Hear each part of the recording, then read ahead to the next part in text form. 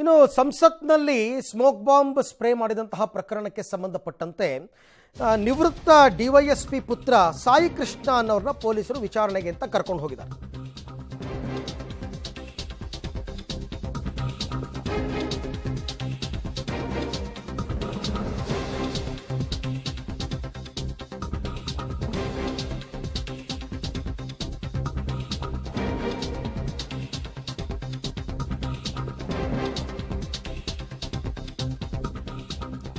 ಈ ಮೈಸೂರಿನ ಮನೋರಂಜನ್ ಮತ್ತು ಸಾಯಿ ಕೃಷ್ಣ ಇಬ್ಬರು ಕೂಡ ಬೆಂಗಳೂರು BIT ಕಾಲೇಜ್ನಲ್ಲಿ ಕ್ಲಾಸ್ಮೇಟ್ಸ್ ಆಗಿದ್ದರು. ಒಂದು 4 ಸರ್ತಿ ಏನೋ ಸಾಯಿ ಕೃಷ್ಣ ಇವ್ರಿಗೆ ಫೋನ್ ಕೂಡ ಮಾಡಿದ್ದಂತೆ. ಈ ಸಾಯಿ ಕೃಷ್ಣ ಅಂತಂದರೆ ನಿವೃತ್ತ DYSP ವಿಠಲ್ ಜಗಲಿ ಅವರ ಮಗ, ಬಾಗಲಕೋಟೆ ಸೀನಿಯರ್ ಸಾಫ್ಟ್ವೇರ್ ಇಂಜಿನಿಯರ್ ಅಂತೆ ಸಾಯಿ ಕೃಷ್ಣ. ಈತನಿಗೆ ಮನೋರಂಜನ್ 4 ಸರ್ತಿ ಕಾಲ್ ಮಾಡಿದ್ದ. ಹಾಗಾಗಿ ಪೊಲೀಸರು, ದೆಹಲಿ ಪೊಲೀಸರು ಬಂದು 2 ದಿನದ ಹಿಂದೆ ಮನೆಗೆ ಬಂದು ವಿಚಾರಣೆಯನ್ನು ಮಾಡಿ ಕರ್ಕೊಂಡು ಹೋಗಿದ್ದಾರೆ. ಈ ಬಗ್ಗೆ ಮತ್ತಷ್ಟು ಮಾಹಿತಿ ನನ್ನ ಕೊಲೀಗ್ ರವಿ ಅವರಿಂದ ಪಡೆಯೋಣ. ರವಿ, ಈಗ ಸಾಯಿ ಕೃಷ್ಣಗೂ ಮನೋರಂಜನ್ಗೂ ಹೇಗೆ ಸಂಬಂಧ? ವಿಚಾರಣೆ ಸಂದರ್ಭದಲ್ಲಿ ಏನೇನು ಪ್ರಶ್ನೆ ನಡೆಸಿದ್ದಾರೆ ದೆಹಲಿ ಪೊಲೀಸರು? ಸದ್ಯಕ್ಕೆ ಸಾಯಿ ಕೃಷ್ಣ ಈಗ ಎಲ್ಲಿದ್ದಾರೆ?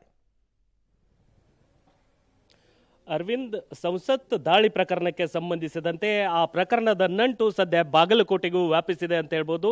ಈಗಾಗಲೇ ಬಾಗಲಕೋಟೆಯ ವಿದ್ಯಾಗಿರಿಯ 11ನೇ ಕ್ರಾಸ್ ನಿವಾಸಿಯಾಗಿರ್ತಕ್ಕಂಥ ಸಾಯಿ ಕೃಷ್ಣ ಜಗಲಿ ಅವರನ್ನ ನಿನ್ನೆ ದೆಹಲಿ ಪೊಲೀಸರು, ಪಿಂಟು ಶರ್ಮಾ ಅನ್ನುವಂಥ ಪೊಲೀಸರು, PSI ನೇತೃತ್ವದ 4 ಜನರ ತಂಡ ಬಂದು ಇವರನ್ನ ವಶಕ್ಕೆ ತೆಗೆದುಕೊಂಡಿದೆ. ನಿನ್ನೆ ರಾತ್ರಿ ವಶಕ್ಕೆ ತೆಗೆದುಕೊಂಡು ಸದ್ಯ ಹೈದರಾಬಾದ್ ಮೂಲಕ ಅವರನ್ನ ದೆಹಲಿಗೆ ಫ್ಲೈಟ್ ಮೂಲಕ ಕರೆದುಕೊಂಡು ಹೋಗ್ಲಾಗ್ತಾ ಇದೆ.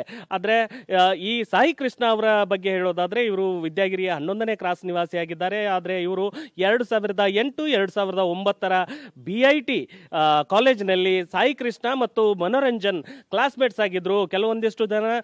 ಒಂದಿಷ್ಟು ದಿನ ಸಾಯಿ ಕೃಷ್ಣ ಅವರ ರೂಮ್ನಲ್ಲಿ ಮನೋರಂಜನ್ ರೂಮ್ ಶೇರ್ ಮಾಡ್ಕೊಂಡಿದ್ರು ಅನ್ನುವಂಥ ಮಾಹಿತಿ ಕೂಡ ಇರುವಂಥದ್ದು. ಹೀಗಾಗಿ ಸಾಕಷ್ಟು, ಅಂದರೆ ಅವರ ತಂದೆಯವರು ಹೇಳಿರೋ ಪ್ರಕಾರ, ಅಂದರೆ ಅವರ ತಂದೆ ರಿಟೈರ್ಡ್ DYSP ಕೂಡ ಆಗಿದ್ರು ಬಾಗಲಕೋಟೆ ಜಿಲ್ಲೆಯಲ್ಲಿ. ಹೀಗಾಗಿ ಅವರ ಮಾಹಿತಿಯ ಪ್ರಕಾರ ಏನು ಸಾಯಿ ಕೃಷ್ಣ ಅವರ ಜೊತೆ ಮನೋರಂಜನ್ ಸುಮಾರು 4 ಬಾರಿ ಫೋನ್ನಲ್ಲಿ ಮಾತನಾಡಿದ್ರು.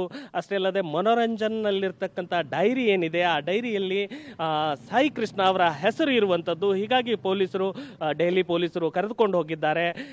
ಇಂದು ಸಾಯಂಕಾಲದ ಸಮಯ ಮನೋರಂಜನ್ ಹಾಗೂ ಸಾಯಿ ಕೃಷ್ಣ ಅವರ ಎದುರಿಗೆ ಇವರನ್ನ ವಿಚಾರಣೆ ಮಾಡಲಾಗುತ್ತೆ. ವಿಚಾರಣೆ ಮಾಡಿದ ನಂತರ ಸತ್ಯಾಸತ್ಯತೆ ತಿಳಿಯಲಿದೆ ಅನ್ನುವಂಥದ್ದು ಅವರ ತಂದೆಯವರ ಮಾತಾಗಿರುವಂಥದ್ದು. ಆದರೆ ಅವರ ಸಹೋದರಿಯರು, ನನ್ನ ತಮ್ಮ ಯಾವುದೇ ತಪ್ಪನ್ನು ಮಾಡಿಲ್ಲ, ನನ್ನ ತಮ್ಮ ಮುಗ್ಧ, ಆದರೆ ಮನೋರಂಜನ್ ಈ ರೀತಿ ಮಾಡಿದ್ದಾರೆ ಅನ್ನುವಂಥದ್ದನ್ನ ಹೇಳ್ತಾ ಇರತಕ್ಕಂಥದ್ದು. ಯಾವುದಕ್ಕೂ ಪೊಲೀಸ್ ವಿಚಾರಣೆಯ ನಂತರ ಈ ಸತ್ಯಾಸತ್ಯತೆ ಬಯಲಿಗೆ ಬರುವಂಥದ್ದು. ಇನ್ನು ಅವರ ಮನೆಯನ್ನು ನಾನು ನಿಮಗೆ ತೋರಿಸ್ತಾ ಹೋಗ್ತೇನೆ ಅರವಿಂದ್. ಈ ಮನೆಯಲ್ಲಿ ಈ ಸದ್ಯಕ್ಕೆ ಯಾರೂ ಇಲ್ಲ, ಅವರ ಸಹೋದರಿಯರು ಮಾತ್ರ ಇರುವಂಥದ್ದು ಅರವಿಂದ್. Thank you Ravi. ತಮ್ಮೆಲ್ಲ